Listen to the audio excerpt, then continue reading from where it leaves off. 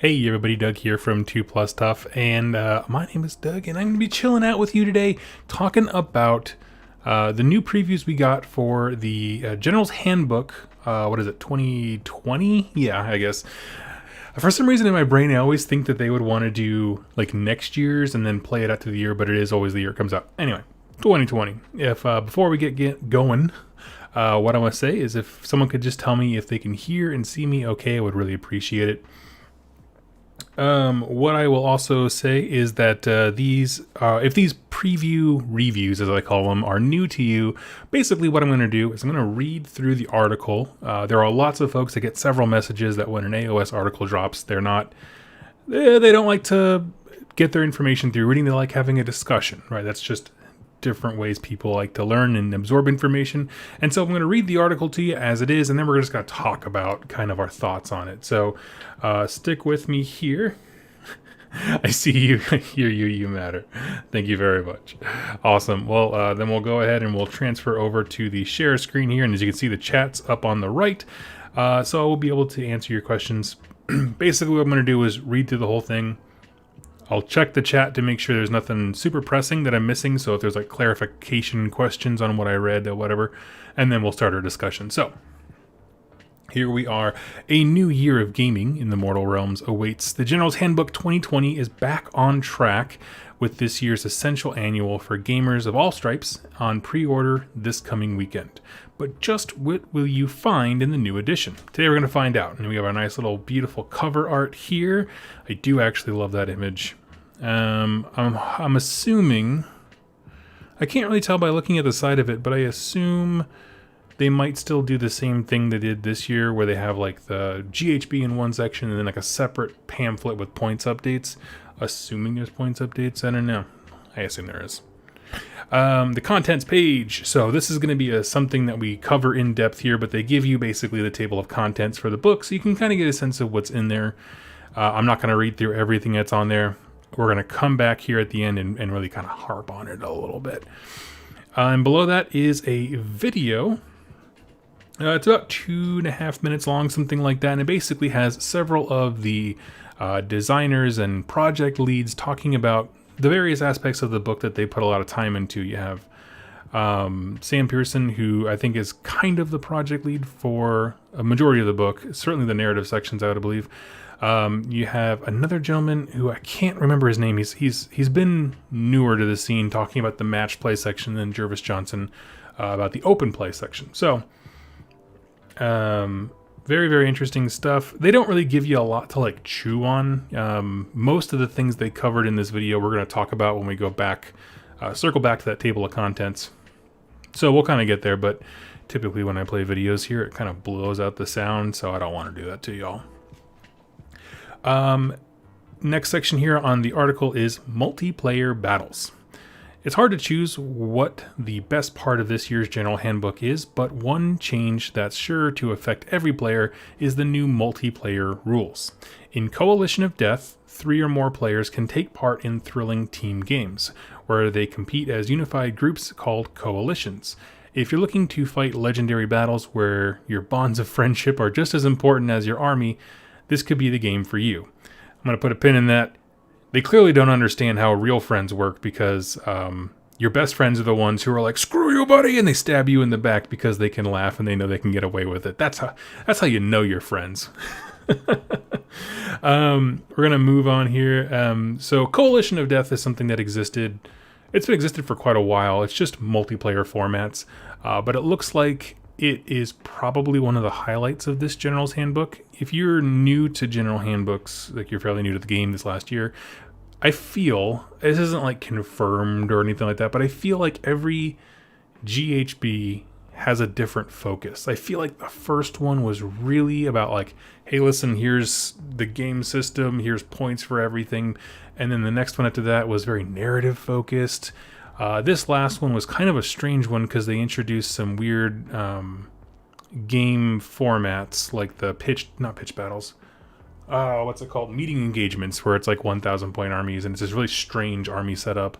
So there's a lot going on. Each one is very, very different while still kind of giving you some of the basics and that kind of stuff. So let's see. 2+ stuff. I didn't realize you were a Skaven. I am not. Anyone else? Skip. I don't know what you mean by skip. Anyway, below this, the Coalition, let's see, here we go. Coalition of Death is designed for all 3 types of play. That's interesting. We've never had a matched play Coalition of Death. You can, for instance, use the open play rules to generate thrilling multiplayer battle plans. Matched play gamers, meanwhile, can look forward to an expanded set of rules that ensures their coalitions of death are balanced as possible. Indeed, there's a whole new coalition matrix designed to determine the strength of your alliance. Here it is, get planning. So we're gonna blow this sucker up here. Oh, actually, that's a pretty big image. Don't need to do too much. Let's see what we got. So, my assumption is this is kind of going to be like the Allies Matrix for old 40K. If you're familiar with that, basically the different levels of ally that you can be kind of affect how your army functions. So, for example, if you were like, trusted allies, you could really help each other. Your armies could integrate, like being near each other. Whereas if you were, allies of convenience, or like, you weren't really friends, but you just happened to be fighting the same thing, your armies had to be very separate and they had very minimal interaction. This is kind of the sense that I'm getting for it, with different names. The fact that some factions have no allies possible, like you are the least friendly ever.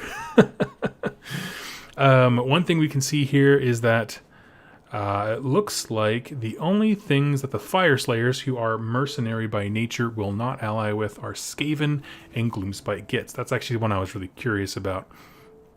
Stormcast, as you can imagine, ally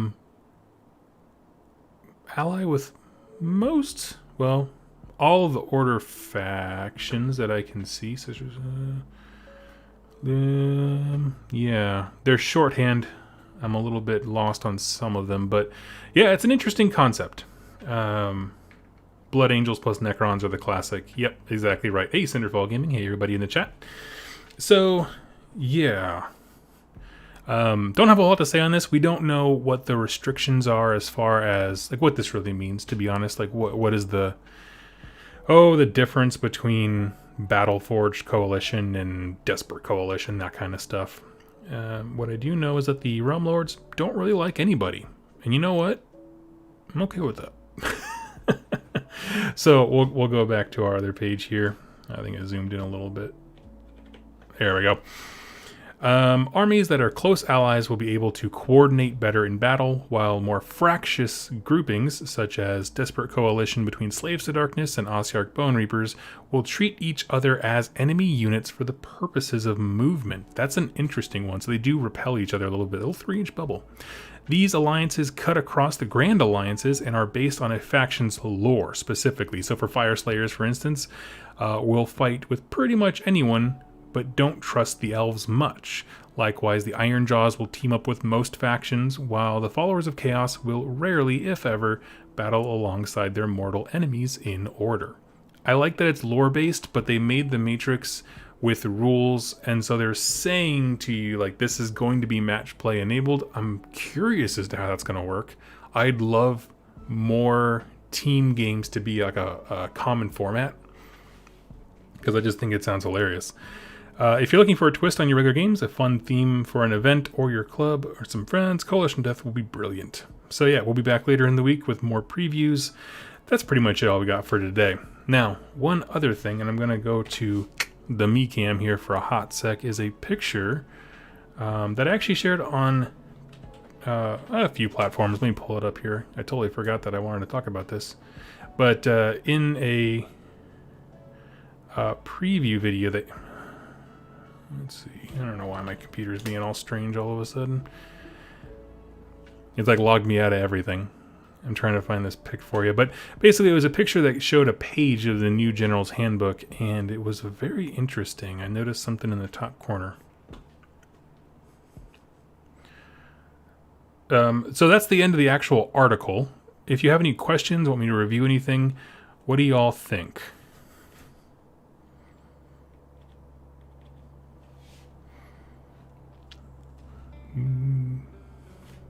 Okay, here we are. Sorry about that. So this was a page that was on a video that was like, they showed the pages kind of like flickering through and that kind of thing. So this is a part of that. And it looks as if they're going to refresh the Realm of Battle rules as far as the artifacts and that kind of stuff.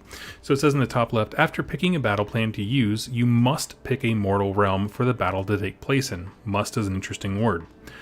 The players roll off and the winner picks the mortal realm for the battle. On pages 102 through 107, you will find Realm of Battle rules for each of the mortal realms to be used in a match play game. It's interesting. It could go a few different ways. Part of it could be they understand that the Realm of Battle rules are important to the balance of the game and that they are in the core book and that not everybody has them. Although they do have the mini GHB. I don't know. There's a lot of ways this can go. For each of the mortal realms to be played in a match play game, if you decide that your army is from a specific mortal realm, which up till this point simply means you can pick an artifact or something like that from there, and wish to make one of your artifacts of power a realm artifact, you must pick the realm artifact for your chosen mortal realm from the following pages instead of using an artifact from malign sorcery. So what I take away from that is that malign sorcery will still be a narrative supplement, 100%. If you own it, play it, love it, live it. Going forward, but the problem is that like that information gets less and less accessible, and it requires players who want to get into the game and be a match play player that they have to have more and more of these old resources, and the fact that that book is tied to like an $85 box of endless spells. It's not, it's not user friendly. It's not consumer friendly, easy to access. So I wouldn't be surprised, understand maybe they're going to rewrite the same artifacts with FAQs involved to make it more streamlined. And this is just a way to give the information to you, or it could be a total reconstruction of the realm artifacts and that kind of stuff. Because we don't have like a page where it just shows a bunch of the artifacts. We have this, and so that's kind of a thing where I'm not someone who jumps to conclusions a lot. Because I posted this and somebody like had a little meltdown on a different platform than Facebook, and they were like, "Oh my God, what does this mean? Are the endless spells going away?" It's like, no one said that at all, like ever. It was just talking about artifacts, which could very easily just be a reprint to make it more accessible, so you don't have to buy the endless spells to get those. Anyway, so don't read too much into that, or don't worry about it too much, but it is an interesting thing that we are looking at more accessible information here. What I will say is that we're going to talk about the Realm of Battle Akshi and the Realm of Fire. The following Realm of Battle rules are used for matched play battles fought in the mortal realm of Akshi. Now, what's interesting, what we don't see here, is that the other sources of Realm of Battle rules have like a D6 chart for whatever the Realmscape feature is, which is kind of like a bolt-on rule that affects the table. And some of them I love, some of them I'm like, why did you put this in here? It's the opposite of fun. So maybe they just took the best ones and kind of assigned them. I don't know.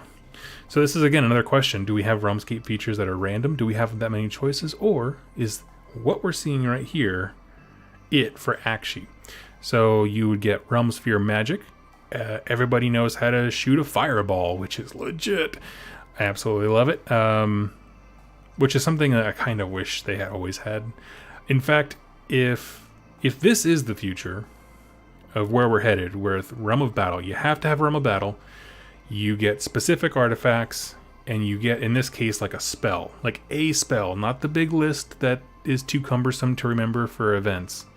Single spell. I love that. I freaking love that. Realmscape feature, Burning Lands. Terrain features, including faction terrain, have the Volcanic Scenery rule, page 75, in addition to other scenery rules they have. Now, my question, because I don't have my book in front of me and my memory is shot. Volcanic Scenery rule, that is from the last GHB. That's one of the new terrain rules that was introduced, right? That's not one of the original 6. I don't think so. Unless I'm messing that up, but I really don't think it is. Someone correct me in the chat. I'm sure y'all are smarter than me. The realm artifact, it only lists one if you're doing a realm artifact, which is interesting. Pick one of the bearer's melee weapons. If the unmodified hit roll for an attack made by that weapon is 6, that attack scores 2 hits on the target instead of 1. Make a save roll for each. So that is interesting. Correct. Thank you, Cinderfall. Appreciate it, buddy. And then realm commands, which we saw some missions give you a specific command ability, but not all of them. You can use this command ability at the start of a hero phase. If you do so, pick one friendly unit wholly within 12 inches of a friendly hero. Add 1 to run and charge rolls for that unit until your next hero phase. The same unit cannot benefit from... You can't stack it. That's awesome. I'll say this. Okay, and then we're going to go back to the actual article and talk about this. But this is sort of like a tangential thing that was released in the same time. Or kind of dropped at the same time. If this is accurate, and what we're seeing in this square, like all the realm of battles, all the places have this nice little succinct thing. Hey, you're fighting an Akshi, you get this spell. Here's the Realmscape feature. Here's an artifact you can take or not. Whatever, do whatever you want. And the realm command ability or trait or whatever. That's awesome. It streamlines the whole process of pick an artifact, a realm of battle, all those kinds of things, or realm feature, I'm sorry. And the magic chart that was too big for people to remember, that kind of stuff. Cuts it right down. I love it. The only question I have is if you are going to an event and say the tournament organizer says, okay, so what we do locally is most rounds are in different realms. Give me one second. I'm going to change this music. This is annoying as all get out. This is just like this high-pitched whining. Here we go. Okay. So if you are a TO running an event where you have multiple tables, like, hey, round 1 we're playing in Hish or Ulgu because we want to balance shooting armies with some negative modifiers to shoot. And the next one we're going to fight in Akshi. And the next one's going to be in Shaman. That's what we do locally. My question is, how do you account for artifacts in list building if you intend to take the realm artifact, right? If there's one specific realm artifact per realm, again, we don't know that for sure, but I'm just saying, if that's the truth, how do we account for that when we're list building? Do you have one just random? Do you just assign a character and just put realm artifact and then that changes game to game based on where you're located? Or are they envisioning that entire events will take place in a single realm? You know what I mean? Like this event is fighting for Akshi, in which case all realm artifacts would be the same. It's just an interesting thought. So I don't really know. And also, again, part of that is colored by how we do things locally. And so that's certainly not how everyone runs events globally. So I'm going to pause there. What do you guys think? Between the article and this page, and just to let you know, this is not like some leak from the book. This was in the actual Warhammer community video they put up. I just literally took a screenshot. So I don't do leaks. This is something that they actually showed us. It was just kind of in passing.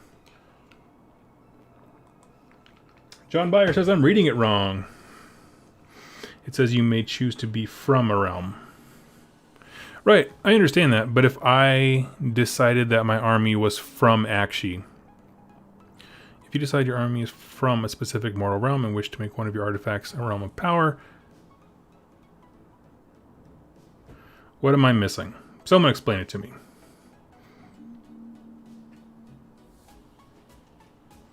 The artifact is... So, but if that's the case, what is this then? Like, why is there only one realm artifact? Because what we're seeing here, you would have to choose before the game started. And you'd have to have a realm artifact available to choose the incandescent rage blade.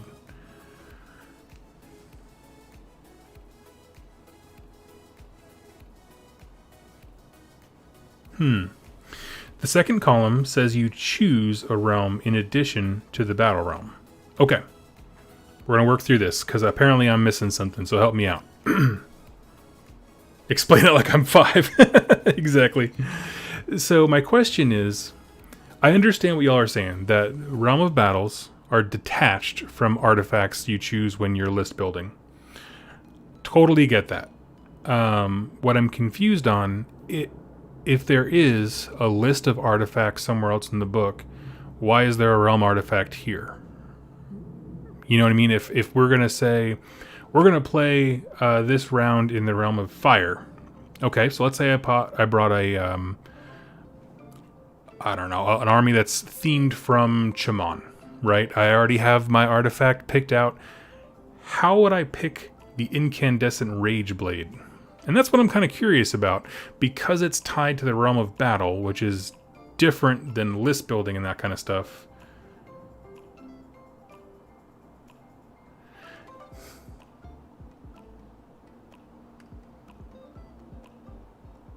There is not a separate list.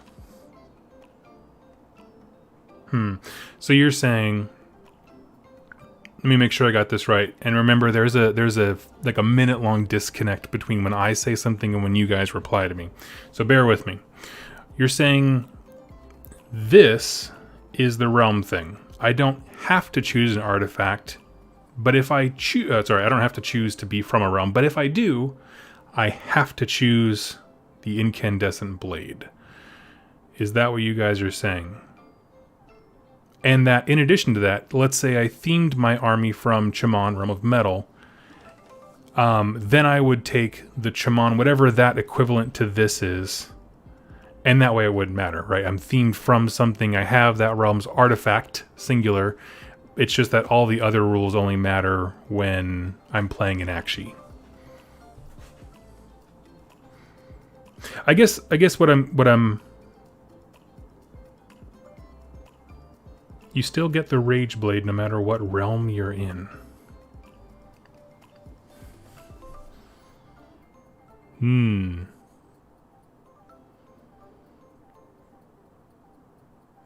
must pick a realm. The players roll off and the winner from the realm. Interesting. I'm just reading your guys' comments and I'm trying to put it together. You have to choose it or one in your book. Interesting. Because even within our own chat, between what John Byer is saying, you still get the Rage Blade no matter what realm you're in. Right. That's if you choose to be from the realm of fire. No matter what realm I'm in, because I chose to be from the realm of fire, I will get the Rage Blade. That's what I'm understanding. Okay. So it doesn't change anything with list building, it's just something added. It looks, you know what it is? It is just, it looks like they sliced off a whole bunch of the bloat that was in Malign Sorcery. We're going to move along because I'm thick and text is not a great way to explain this for me personally.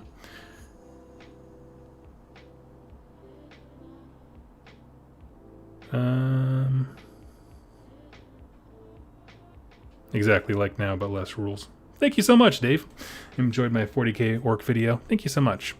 We'll have to see, because there's no guarantee that there's more artifacts or anything like that. Rich, I'm kind of on your page here. It's basically the same as before, only one option from that realm now. I'd be okay with that. It's the paragraph structure. Thank you. Yeah, I don't know. We're going to move along, because again, this one is... yeah, bro, this whole thing is spinning me out. We're going to move along. Again, this is a page that is taken out of context, but the only reason I showed it, and honestly, this is why I don't do rumors. I don't do rumor engine stuff. I don't do anything like that, or leaks. People ask, why don't I do that on this channel? It's because of this exact situation. This is a situation where Games Workshop themselves put an image out there, and so I'm like, okay, this isn't like a leak, you know, they put it out there. But even then, it's still out of context. And so we're not going to worry about that. But it is interesting. I would love the idea of giving every realm a single spell that you can use whenever you play in that realm. Because it drastically shortens or cuts down the number of spells you have to memorize if you are a player that takes full advantage of every option that you have in an army. Drastically cuts down on that, cuts down on realm artifacts, Realmscape features, and honestly, just getting a new command ability just opens up some cool stuff for each person. So, yeah. Sorry about that. Had to approve a comment. We're going to go back here, back to the main thing. We're going to talk about this table of contents here. And so this is kind of the meat of the article, right? I think they really honestly just wanted to show this off because the video they had, worth noting you're missing half the page there. Yeah, exactly. Yep. Yeah, that's what I mean. It's out of context. And so, we can debate it all. I think I'm a little bit confused, but it's also, it's not the full story. So, we have To War, the player's code, which is, they already exist in there. For the open play section, so if you are new to the General's Handbook, they basically break it down into a few sections.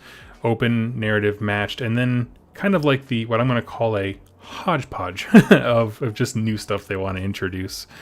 Open play games this year, they really are leaning into what they call sky battles, which Jervis Johnson went on and said is basically a way to simulate, for lack of a better word, fights that happen up in the clouds. So aerial battles, things like that, units with the fly keyword.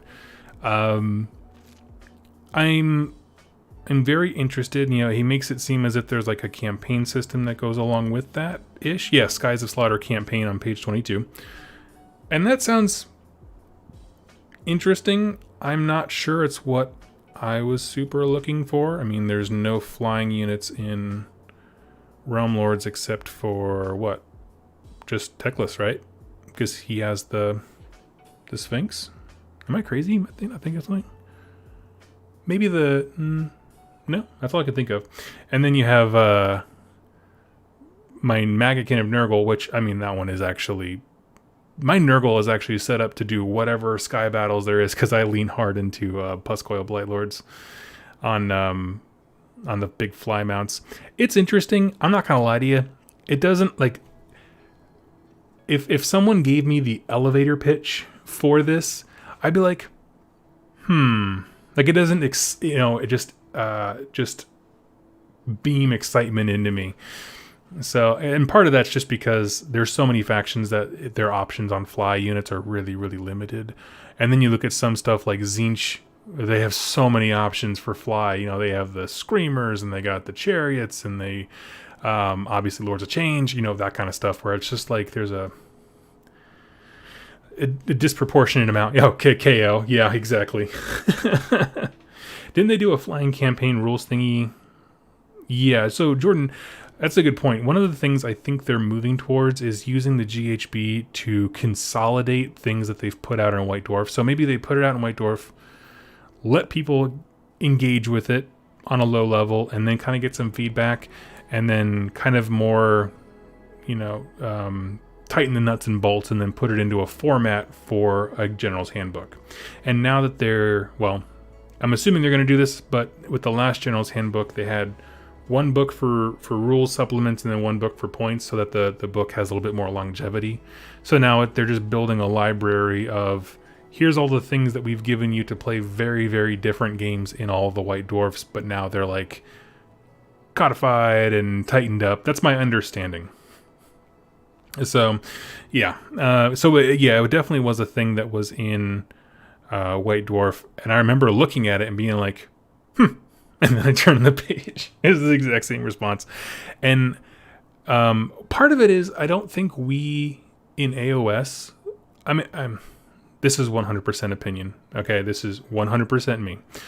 I guess I don't look at units that have the fly keyword the same way I do as flyers in 40k. Like, if you come to me and you're like, Doug, we're going to play 40k, but it's all aerial battles, right? They had that entire supplement back in 7th edition that was a cluster mess about having like an aerial battle going on top of your actual game of 40k, and it was just these jets flying at each other. It's like, okay, this feels like a dogfight.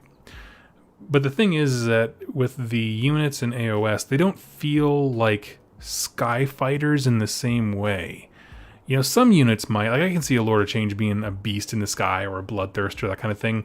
But I guess I just don't think of like prosecutors dinky little dudes by comparison flying around having a big battle. So part of that is like, I feel like when units have the fly keyword in AOS, they are generally like light skirmishers. I don't think of them as being these big aerial monstrosities fighting it out, for dominance of the sky, like I would for like 40k ships. That's an opinion. I'm very interested. I will certainly be doing a video on the sky battle stuff because I really do want to try it. Like I said, I have the Maggotkin, who are like most flying units they got. So I'm very interested to try it. I'm not sure what the longevity of it is. So there's that.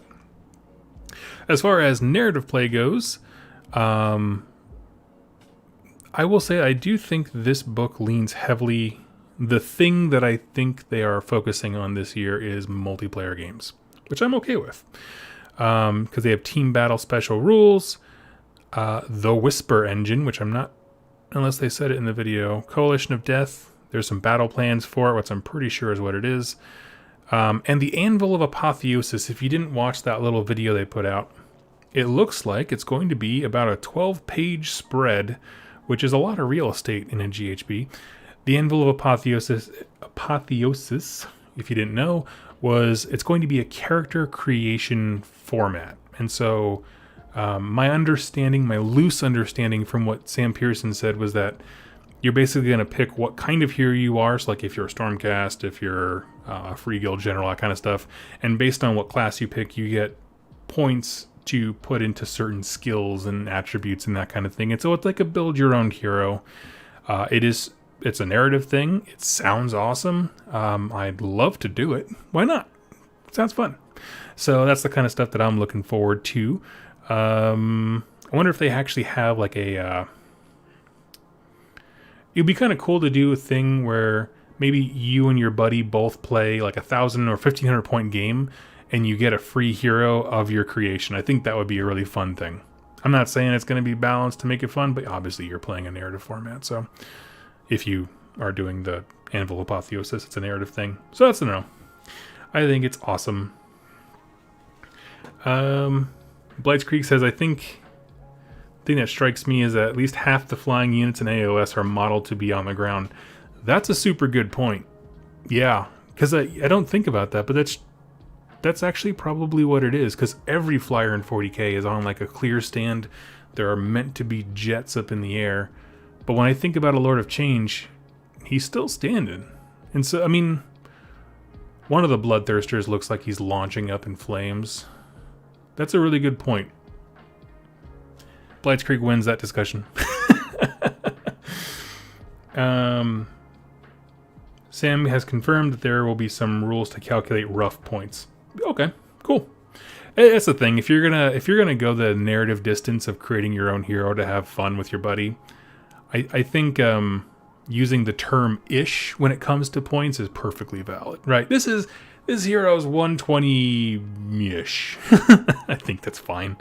That's why, I'm not, my first inclination was what I said with like, you have equal points and then you get a free hero that you created because they're both just kind of this nebulous tack on.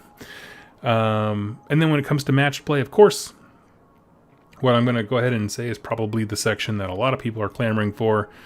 They introduced pitched battles and it seems like they've really honed in on what missions they've liked in the past and are constantly refining them. And even if it's just as simple as, taking the same mission with the same, what do they call, objective placements and that kind of stuff and just rotating the deployment zones, even just that has dramatic consequences on how we play these missions. So it's one of those things. There are some that I really love. Some they evolve and change things like, I'm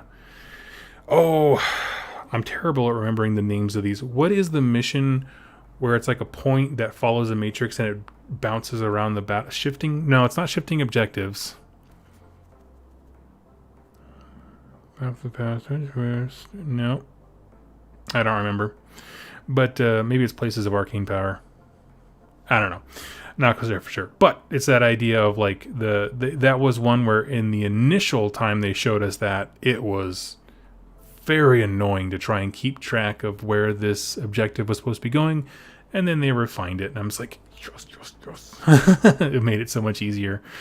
So that's kind of what I'm looking forward to. Relocation Orb, thank you so much. You know what? I actually don't see that one. Bow for the pass. Scorched Earth. And does somebody else see it and I just don't? Because that would be interesting. I love Battle for the Pass. I love Star Strike. I love Scorched Earth. I think Focal Points was the one that I liked. Shifting Objectives is cool. Yeah, I don't see it. Cool. One thing that I thought these were all battle plans for like standard games. But what's interesting is that they actually have meeting engagements here again. If you remember, meeting engagements was pretty much the meme of the last GHB. I did try to play it in total 4 times, and none of them were particularly enjoyable. Duality of Death is also retired. Thank you. That's a great shout out. I never really cared for them too much. Basically, the problems that we had, one game that I talked about quite a bit on the channel was when I played with Jack at our local store Mox, and it was just mobility was such a weird thing in that format that like if you could, I realized very quickly that like I could just win by stalling the game out, but that sounded lame, and so I threw my troops at him as hard as I could, and he was playing with the KO and he blasted me away. But that would have been no fun at all. So, I don't know. There's a lot of stuff like that where it's like you're looking at the game balance and you're like, we both could see how this could be absolutely unengaging, but we chose to go something other way. So it's interesting. So I'm hoping with meeting engagements, and they specifically put 2020, I'm hoping that there's some revisions to that format to really make it quite a bit of fun. And I'm open to trying it again. You know, it's one of those things like don't write it off. Rules need to evolve. They need to grow. Feedback needs to be a thing. I think honestly, when meeting engagements, I think what it really was is they had Warcry in development in the background, and we're like, wow, there's some really cool mission design there, which there is. Go check out some of the Warcry stuff. And they were like, how can we bring that into AOS? And it was a very shoddy mishmash, right? It's like whatever that I believe is Japanese, where he has like apple, pen, and he slams them together. That's exactly what this was.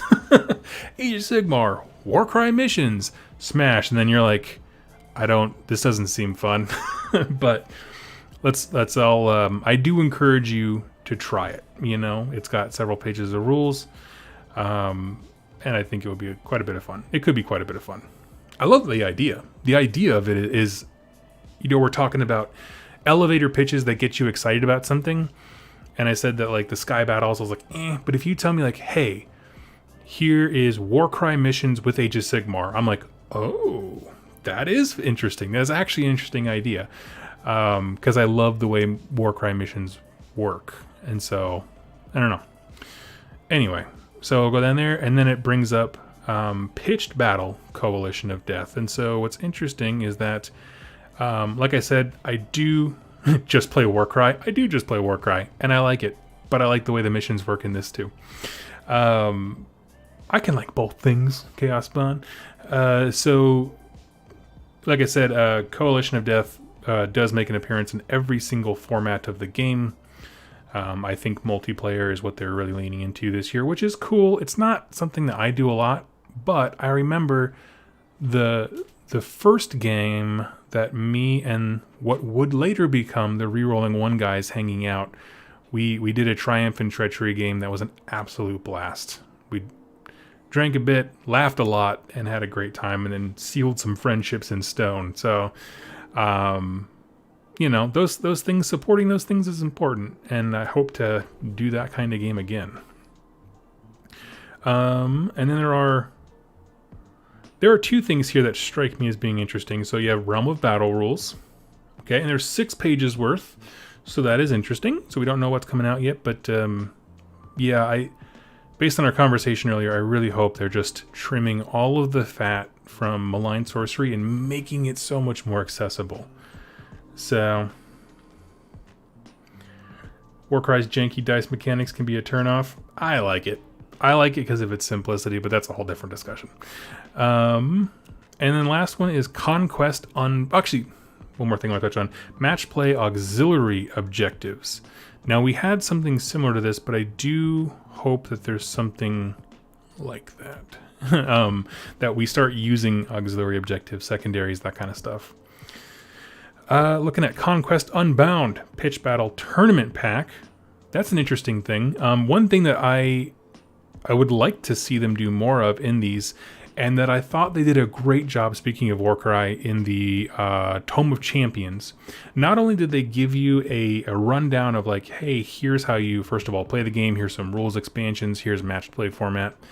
But in addition to that, they actually gave people the tools like, hey, if you want to run a local event like for 3 rounds or something, just something simple, here's some supplements to help you. It's not something that appeals to everybody, but for the person who gets it, they're like, this is amazing. Like in the Warcry one, basically it broke down a campaign into a 3-round event where you got, command trait and an artifact, and you could walk away from a Warcry event having a cool story for your warband. That's a win. So if it really is like a pitched battle tournament pack where it just gives you the tools like, hey, here's how you run an event, at least the events that they're kind of thinking about, that's really cool. They do the same thing for meeting engagements and pitched battle coalition of death. That is freaking awesome. Like, doing a team tournament locally would be so much fun. Team format battles, team format tournament pack, open war army generator, which is something that I really liked. I really liked that in the last GHB. If you don't know, basically it randomizes what army you can build, and it makes it super weird. Like, there's just some weird combinations that go out there, and I liked it quite a bit. And then there's a pitched battle roster and a meeting engagements roster. I'm assuming those are like because they're the last pages, I assume they're supplements for like to help you with organizing events, so you can just like photocopy it and hand them out to players, but like, give me your roster, and make it really nice and simple for you. So what I'm going to do is going to pause here, like I do at the end of every one of these sections, and just give everyone a chance. If you have a thought, put at @stuff or questions, something like that, so I can see it stand out. And then I'm just going to wax poetically for the 1-minute delay between when I just said that and you guys have a chance to type in. As far as the GHB goes, we were talking about this before. As I was talking about the contents page, what y'all were trying to say really did sink in, and I like it. I like the idea of just trimming a bunch of fat from the Realmscape features, from the artifacts, and saying, here are 4 things that you get access to. Yes. I really like that quite a bit. Obviously, we need some more context, but I would really be interested if they did this. One thing that would be really cool, though, I'm curious about if they're going to have the Realm of Battle rules from the 8 points in there, because when we got Wrath of the Everchosen, it did come with rules for the 8 points, so I'm kind of curious. Let's see. Do you think they will mess about with Legions of Nagash being such an older book and having a large pool unit-wise? I have no idea. I hope they do. I want that faction to be so cool, and I feel like a lot of it is just stuck in how can I get bigger blocks of 40-man skeletons on the table? At least, I mean, because I prowl lots of forums and Facebook groups and that kind of stuff, and it just, I kind of see a lot of those lists going the same direction. I'm like, nah, I want something more exciting than that. So I hope so. Mogwai says he thinks Legion of Nagash is getting phased out. Someone brought that to my attention before. They're like, what if Legions of Nagash and Cities of Sigmar were kind of just temporary battle tomes to give them time to flesh out those sub-factions? And I thought about that for a while. I'm like, I personally would be okay with that, because I didn't feel like more Legions of Nagash. It felt like a Nagash battle tome rather than a complete army of the undead. Like, there just wasn't. I feel like if they took, say, Soul Blight right out of that and made it its own faction with its own lore and heraldry, it would have so much more life in it than just being the entries they are in Legions of the Gash. So I'd be on board for it. I do deeply value the fact that they put out a battle tome so that we can all kind of at least be playing the same game. But I wouldn't be terribly heartbroken if they started to break it up in the future and make it its own, make those sub factions their own thing. I'll tell you what, if they make a killer zombie faction, I'm in. I don't care what I have to do, I'm in. I want zombies to be awesome. Chaos Bond says, thought, 2+ stuff. Is coleslaw considered a condiment or salad? It is in fact both. It is a salad when it is on the side of a great barbecue meal, and it is a condiment when it is on, say, any kind of barbecue sandwich. There's a little bit of duality. Coleslaw is a complex thing, my friends. There's a lot of different angles you can come at it with. This is 2+ Chef signing out. So 2+ stuff. How do you feel about Scions of the Flame? I'm extremely excited to run them in my next Fated quest. I love those models. Have they been released yet? And the only reason I ask is because with COVID ramping up and stuff, I remember distinctly seeing them getting previewed and loving them, but I don't remember them actually coming out.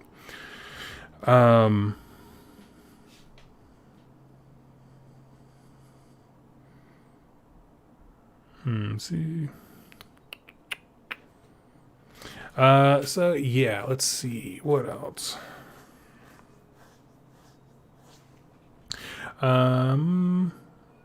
Yeah, so I do like them quite a bit. Oh, sorry, I keep going to the wrong dang page.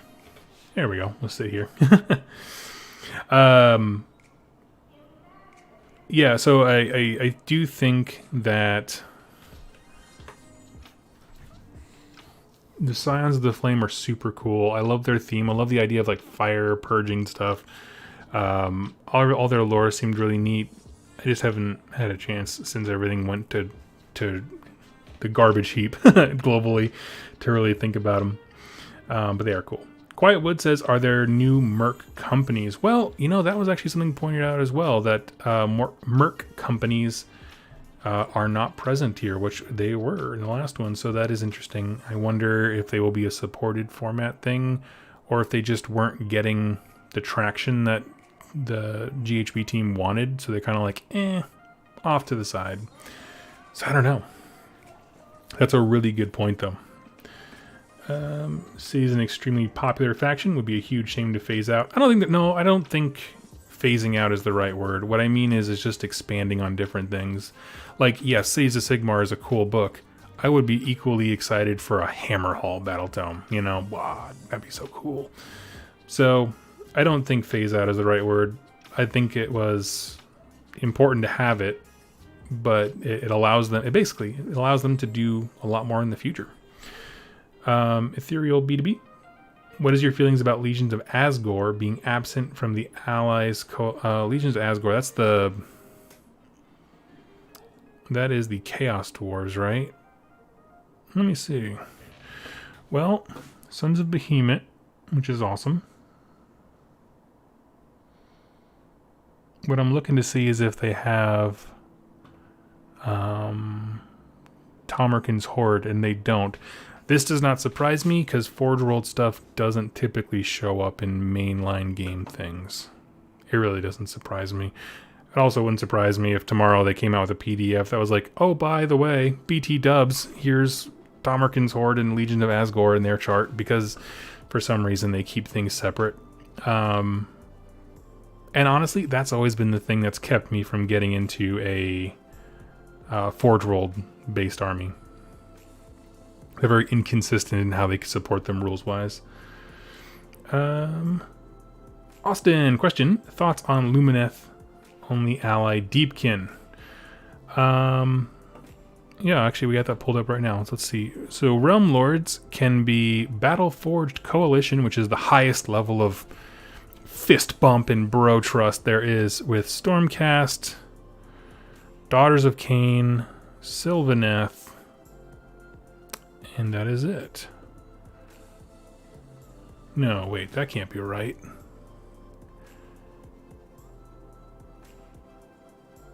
Idnith Deepkin, where are you at?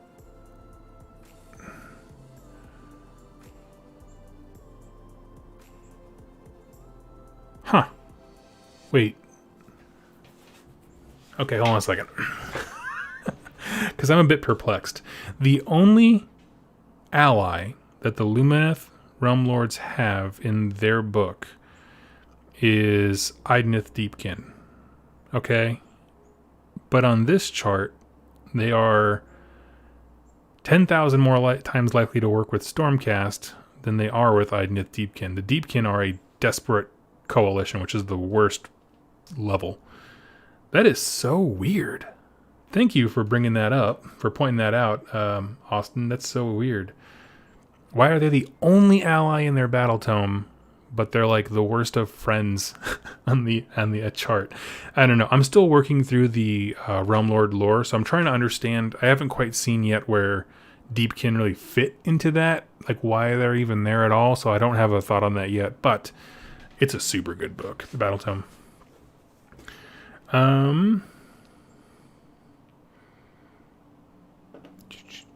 Scions are not out yet. Thank you. Yes, sorry, I didn't think I was crazy. I was like, but I know a whole slew of things got backed up when production shut down, like the Escher gang stuff for Necromunda that I was excited for, that kind of thing. They may seem to have forgotten the elf-dwarf rivalry. So what do we got? Kieran Overlords. Where are they at? Kieran Overlords. KO. Well, as far as the KO go specifically, they don't seem to like any of the... They're not like... They're fractious coalition, whatever that means, with the elves. The exception is Fire Slayers, who will hire themselves out for most folks. But like, Kieran Overlords, they seem... That seems about right. They don't really like any of the elven factions. I'm honestly completely perplexed that Deepkin are their allies, and the tome in this chart makes more sense to me. Yeah, honestly, like I said, having not yet read the part on the battle tome where they talk about the Deepkin, this chart makes sense. Like, this is what I assumed going into the Lumineth Realm Lord's book, right? That they would be better allies with other factions, but the Deepkin have a special place in hell for them because Teclis, their god who's there, rejected them. So I was like, I don't get it, but I still got some reading to do. I was looking at this coalition page earlier, and to be honest, I had a hard time making sense of it. Yeah. You know what it is? And I think this might be part of it. This is just a theory that's just out there. But I wonder if, because the battle tomes and the setting of Age of Sigmar is so inviting to creating weird situations where unlikely allies would form, you know, that you can really craft a narrative around a lot of different things, a lot of different reasons to have different forces fighting together. With a few exceptions, like, you know, Stormcast fighting alongside Chaos, that kind of thing. But when you have to make a chart that rules-wise puts people in a box, I wonder if that's why it seems so jarring and awkward. But also keep in mind, we don't know what these different levels of ally mean. You know, we can assume Battleforged Coalition means absolute freedom, you guys are bros. Whereas Desperate Coalition, you're functionally enemies, but we don't know anything about the middle one. It's just kind of strange. So I wonder if that's a part of it, that like we're kind of feeling boxed into something. Inquisitor Thomas says Nurgle and Sylvaneth team up. Where are we at here with Nurgle?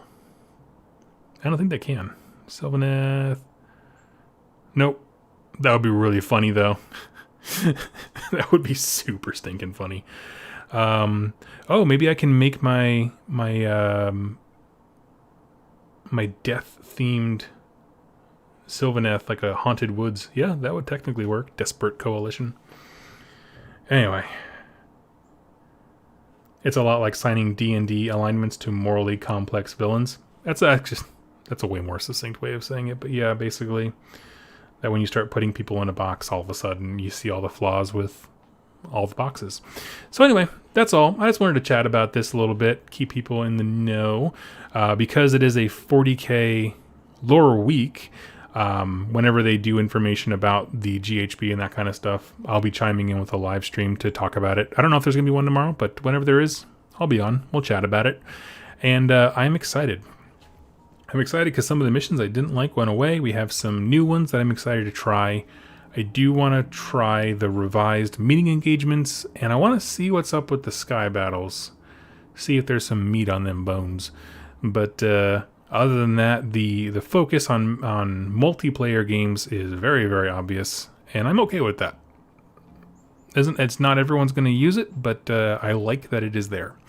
So anyway, friends, I just wanted to add that. Thank you all so much for hanging out with me for this quick little chat about the news release, and I'll see you soon when we have the next reveal drop.